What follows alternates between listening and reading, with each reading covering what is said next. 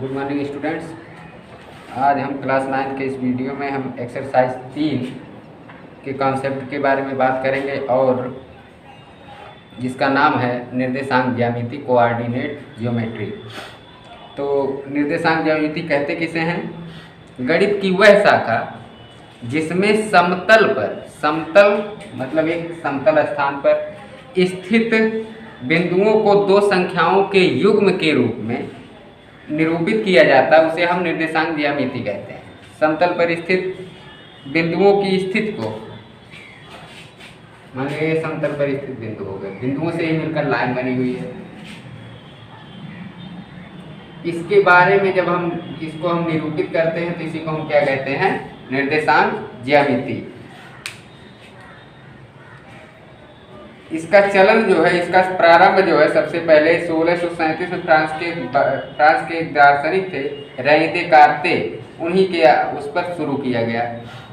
तो इसमें है, इसको हम कार्टेशियन सिस्टम कहते हैं। समतल में किसी बिंदु की स्थिति को दर्शाने के लिए जिस पद्धति का प्रयोग किया जाता है उसे हम कार्तीय पद्धति कहते हैं।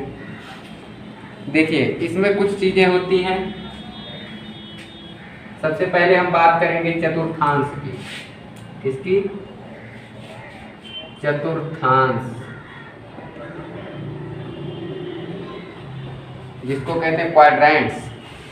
क्वाड्रेंट दो अक्ष ये होता है एक्स अक्ष, ये होता है वाई अक्ष, ये वाई ये एक्स। ठीक, अब ये पूरा एक्स अक्ष है लेकिन ये एक्स अक्ष की ऋणात्मक दिशा है। ये होता है मूल बिंदु जिसको हम O लिखते हैं। ये एक्स अक्ष पूरा, लेकिन ये इधर इतना है एक्स अक्ष की धनात्मक दिशा, इधर है एक्स अक्ष की ऋणात्मक दिशा। ये वाई अक्ष पूरा है, इसको हम वाई डैश कहते हैं। क्यों? क्योंकि ये वाई अक्ष की ऋणात्मक दिशा। तो दो अक्ष एक्स ओ एक्स डैश तथा Y O Y dash, X O X dash Y O Y dash संपूर्ण समतल को, जो ये तल है, इसको चार भाग में बांट देता है। 1 2 3 4, चार भागों में बांट देता है। इस चारों भागों को हम क्या कहते हैं? चतुर्थांश कहते हैं। अब इसमें प्रथम चतुर्थांश इस प्रकार होता है एक्स ओ वाई, ये है प्रथम। वाई ओ एक्स डैश, ये है दूसरा। तो इस तरह से ये चतुर्थांश है, इसको हम फर्स्ट कहते हैं, ये सेकंड होता है, ये थर्ड होता है और ये फोर्थ होता है। इसमें चार चतुर्थांश होते हैं।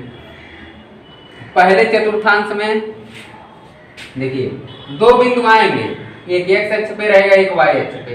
तो पहला चतुर्थांश हम जानते हैं इन दो अक्षों से, एक्स अक्ष और वाई अक्ष से मिलकर ये पहला चतुर्थांश बना है।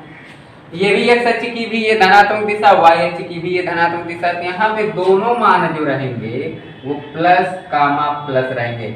जो पहले लिखा जाएगा वो एक्स अक्ष होता है, जो बाद में लिखा जाएगा वो वाई अक्ष का मान होता है। यानी एक्स अक्ष को भुज भी कहते हैं। क्या कहते हैं? भुज। वाई अक्ष को कोटि कहते हैं। यहाँ देखिए हमेशा हर एक में एक्स का मान पहले होगा। इसमें यह चतुर्थांश इससे और इससे ही मिलकर बना है। तो इसमें क्या होगा? एक्स डैश, यानी ये एक्स अक्ष की ऋणात्मक दिशा, यानी एक्स का मान जो इसमें आएगा वो ऋण में रहेगा। कामा वाई तो धन में है। उसी प्रकार ये इससे और इससे मिलकर बना। तो इसमें क्या एक्स का भी मान ऋण वाला है, कामा वाई का भी मान ऋण वाला है। इसमें एक्स का मान धन वाला है, वाई का मान ऋण वाला है। यह है चतुर्थांश।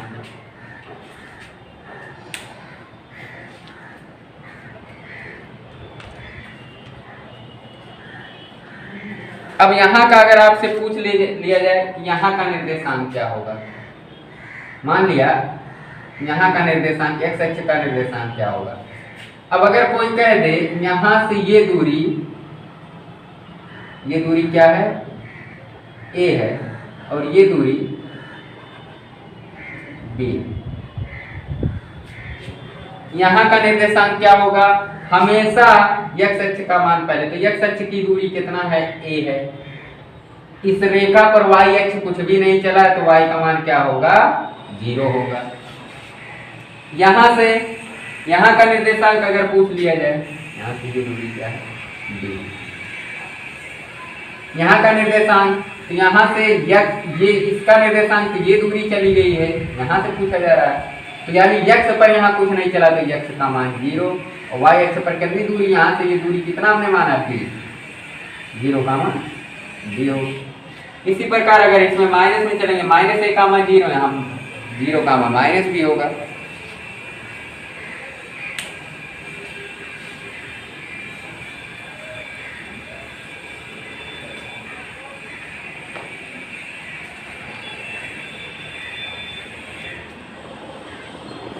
तो अब जो है ये ध्यान रखिएगा, जैसे ये पूछता है कि ये बिंदु किस चतुर्थांश में स्थित है तो हम चिन्ह के हिसाब से ही बता पाएंगे। किसके हिसाब से, चिन्ह के हिसाब से, कि चिन्ह हमारा किस चतुर्थांश में वो है।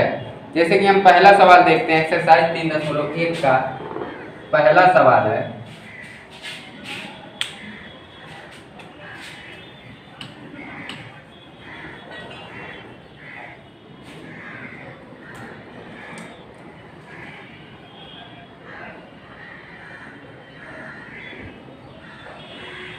दिया बिंदु, बहुत से बिंदु दिए हैं, कार्तीय तल में किस चतुर्थांश या किस अक्ष पर स्थित हैं। बहुत से बिंदु इसमें दिए हुए हैं, किस चतुर्थांश या किस अक्ष पर स्थित हैं।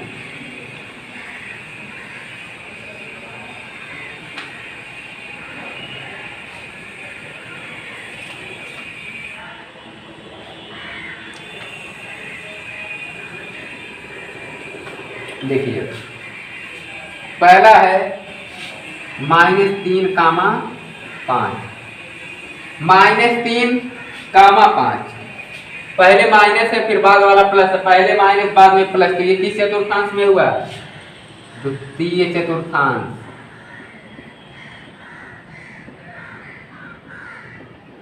ये किसी अक्ष पर नहीं स्थित होगा, ये इस पर भी जाएगा, इस पर 3 खाना, इस पर 2, इस पर -3 जाएगा, इस पर 5 जाएगा, ठीक है। ये किसी अक्ष पर स्थित नहीं होगा। जब कोई किसी का मान 0 होगा तब वह किसी अक्ष पर स्थित होगा। मान लिया y का, x का मान 0 तो y अक्ष पर स्थित होगा, y का मान 0 है तो x अक्ष पर स्थित होगा। देखिए फिर दिया है 0, -7, 0, -7। अब 0 है यानी कि x अक्ष पर कहीं नहीं गया है, 0 मतलब यहीं रह गया, ना इधर गया ना इधर गया, कोई मान नहीं चला, कोई दूरी नहीं। तो y अक्ष पर कितना गया है, -7, तो ये किस अक्ष पर स्थित होगा, y डैश अक्ष, या हम कह सकते हैं y अक्ष। ये जो है चतुर्थांश में नहीं स्थित होगा, ये अक्ष पर स्थित होगा, y अक्ष पर। क्यों, क्योंकि ये 0 है तो इसी पर रहेगा, खाली इसी पर गया तो इसी पर तो स्थित होगा। फिर दिया है -10, 0, ये देखिए x का मान -10, y का मान 0, यानी ये किस अक्ष पर स्थित होगा, x अक्ष पर।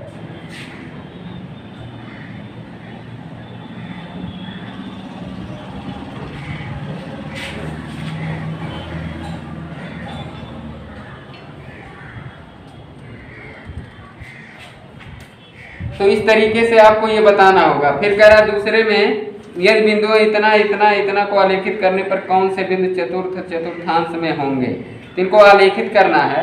उसके बाद कह रहा कौन से बिंदु चतुर्थांश में होंगे। चलिए इसको भी देखते हैं।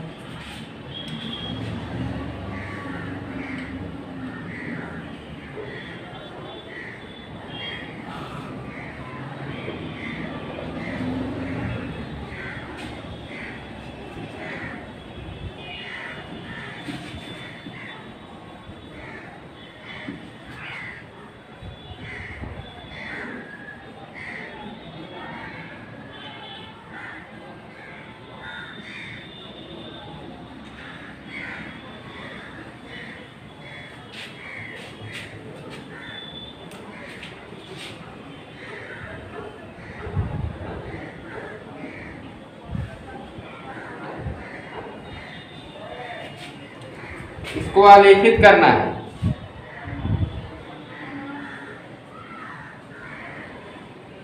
एक है -1, पहला है -1, यानी इस पर कोई जो है कुछ दूरी लेकर आप समान दूरी पर एक निशान लगा लीजिए। ये दूरी समान होनी चाहिए, ऊपर भी वैसे समान दूरी पर निशान लगा लीजिए।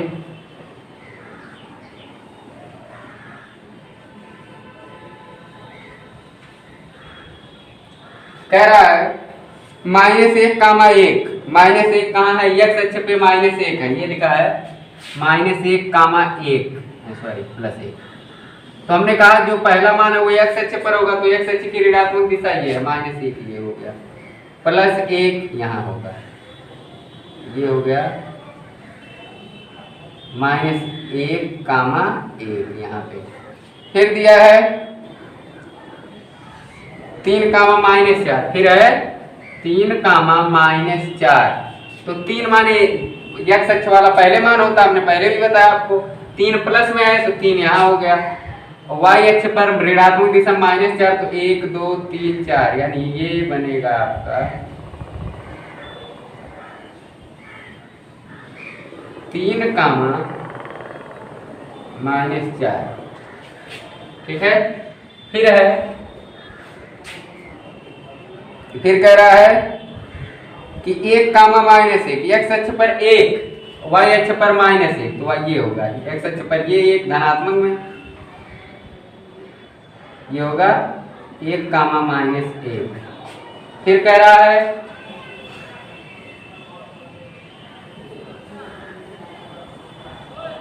-2, -3, यानी माइनस वाला -2 है ये और -3 है ये, -2, -3। तो आपसे पूछा कौन से बिंदु चतुर्थ चतुर्थांश में हो रहे हैं, तो ये हो रहा है, ये हो रहा है, यानी 1, -1 और 3, -4 ये हो रहे हैं चतुर्थ चतुर्थांश में। चतुर्थांश में हमारा जो मान होगा वो होगा Q और R वाले। Q का मान भी ये है Q वाला 3, -4, और R वाला है 1, -1, तो ये दोनों यानी 1, -1 और 3, -4 चतुर्थ चतुर्थांश में स्थित होंगे। उससे भी आप कंफर्म कर सकते थे, ये प्लस प्लस, ये माइनस प्लस, ये माइनस माइनस, ये प्लस माइनस। तो पहले प्लस बाद में माइनस, पहले प्लस बाद में माइनस, तो ये चतुर्थांश में वैसे भी कंफर्म था। तीसरे में कह रहा है बिंदु 5, 1, 8, 0, 4, 0, 5 को आलेखित करने पर कौन सा बिंदु x अक्ष पर होगा? तो x अक्ष पर यानी y का मान क्या होगा? 0 होगा, तभी x अक्ष पर स्थित होगा। तो y का मान किस में 0 है? देखिए एक p में दिया है 5, 1, q का दिया है 8, 0, r का दिया है 0, 4, s का दिया है 0, 5। तो कह रहा है कौन सा बिंदु x अक्ष पर स्थित होगा? तो x अक्ष पर स्थित होने का मतलब y अक्ष का मान 0 होना चाहिए। इसमें वो x अक्ष पर 5 है, y पर 1 है, नहीं है। x अक्ष पर 8 है, y का मान 0 है, ये तो कंफर्म हो गया। x अक्ष पर है, y का 0, इसमें x 0 y है, x 0 y है। तो हमारा कौन सा बिंदु जो है x अक्ष पर स्थित होगा? Q बिंदु। कौन सा बिंदु? Q बिंदु। तो इस तरह से हम सवाल को सॉल्व करेंगे। फिलहाल आज के वीडियो में बस यहीं तक, फिर अगले दिन अगला सवाल सॉल्व किया जाएगा। Thank you.